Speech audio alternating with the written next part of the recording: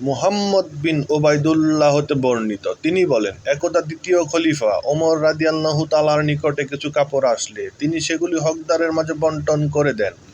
এতে আমাদের প্রত্যেকেই একটি করে কাপড় পেল।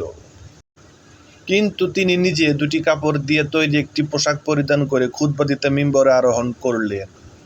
কিন্তু শ্রোতাদের অন্যমনস্কতা লক্ষ্য করে তিনি জিজ্ঞাসা করলেন, হে লোক সকল, তোমরা কি আমার কথা শ্রবণ করছো না? এমন অবস্থায় বিখ্যাত সাহাবী সালমান ফারিসি রাদিয়াল্লাহু তাআলা আনহু উঠে দাঁড়িয়ে বললেন, জি না, আমরা শ্রবণ করব না।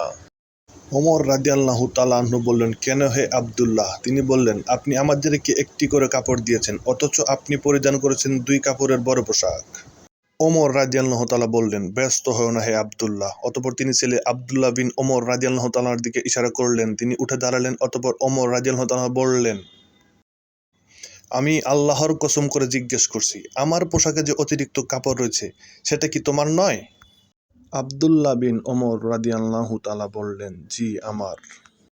অতঃপর সালমান ফারিসি রাদিয়াল্লাহু তাআলা আনহু বললেন, এখন আপনি বক্তব্য শুরু করুন, আমরা শুনব।